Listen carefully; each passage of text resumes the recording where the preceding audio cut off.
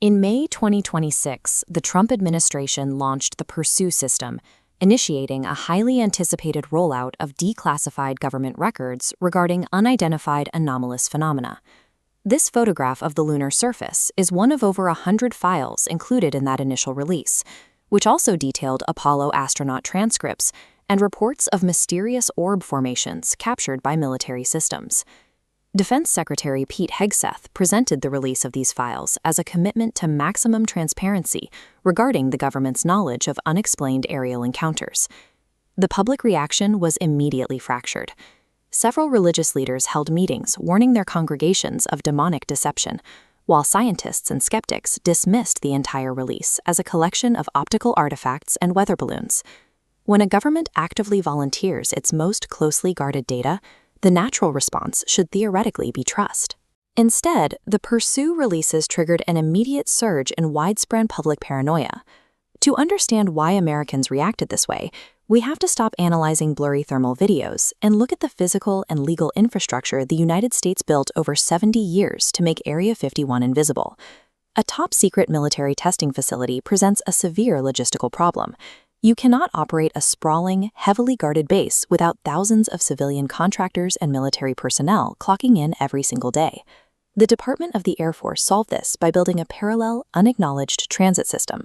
They operate a highly classified, unmarked passenger fleet, identifiable only by a single red stripe out of Las Vegas. This digital radar map tracks a flight path from a standalone, private terminal at Harry Reid International Airport. These flights operate entirely outside normal aviation oversight, using a blocked 3-letter ICAO code to make their destinations officially invisible. Once transferred over to Groom Lake Control, pilots drop their standard Janet call sign and adopt alternate identifiers, shifting midair from Janet 412 to Bunny 27.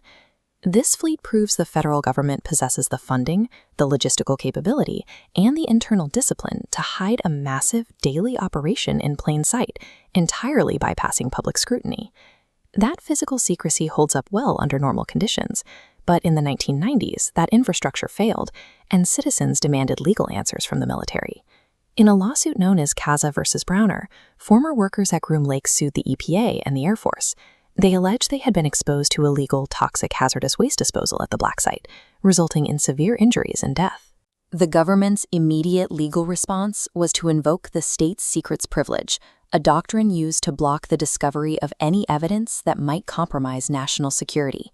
When that defense faced judicial scrutiny, President Bill Clinton intervened directly, issuing Presidential Determination 9545.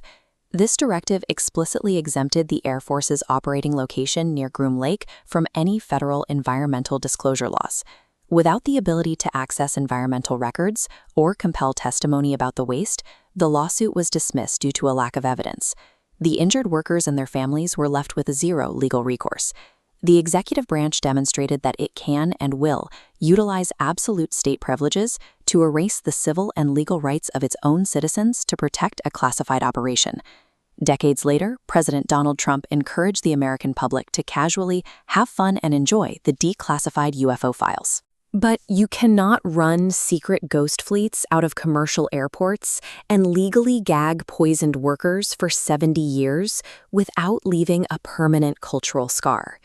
The wild reactions to the 2026 Pursue files, from deep conspiracy theories to religious panic, are a rational, conditioned response to a proven history of state deception. This is the paradox of absolute secrecy. Once an institution successfully perfects the architecture of a black site, it destroys the mechanisms required to prove it is finally telling the truth. The 2026 UFO files offer no definitive proof of extraterrestrial life.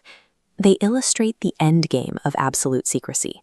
A government that has hidden the truth for so long, it has effectively destroyed its own ability to be believed.